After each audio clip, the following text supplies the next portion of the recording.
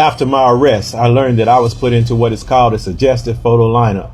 The assailant wore a black coat. I was the only person in the lineup wearing a black coat. I also learned about pretrial confrontations. Pretrial confrontations is when authorities put you in suggestive situations to suggest to the witnesses that you are the culprit. Both lineups are illegal. The illegal photo lineup was used to get a warrant for my arrest. At trial, prior to the eyewitnesses' testimony, the DA called the eyewitnesses into the courtroom and performed a pretrial confrontation on me. I saw my public pretender peering in through the back window of the courthouse door. I immediately created eye contact with her and she came into the courtroom. I asked her, "Are those witnesses in the courtroom?" "Yes, I think they are." "What are they doing in the courtroom?"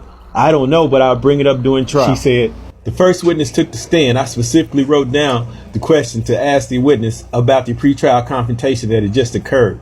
My attorney underlined the question twice on my legal pad, went over to the witness, asked a different question, then dismissed the witness. Later, I made an outburst in court reporting collusion of my attorney and the district attorney in performing the pretrial confrontation. Transcript page 229. My attorney lied to the court and said the witnesses only looked through the window. I said, no, they didn't. They came all the way into the courtroom.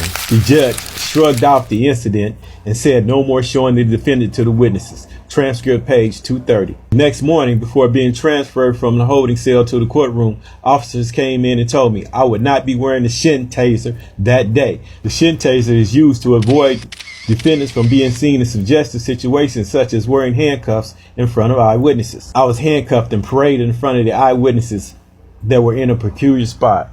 When I got before the court, I went on the record again and told the court, "Your Honor, they just did it again. They walked me in front of the eyewitnesses in a suggestive situation." This was after the judge specifically said, "Do not show the defendant to the witnesses again." Also at this time, I knew I'd been stabbed in the back by my attorney. Therefore, I requested the court to let me proceed pro se, which is self-representation. Court denied my request. Transcript page 238. I was convicted of 4 federal bank robberies and sentenced to 40 years for each robbery by the state. How much railroading is too much railroading before the train goes off the track?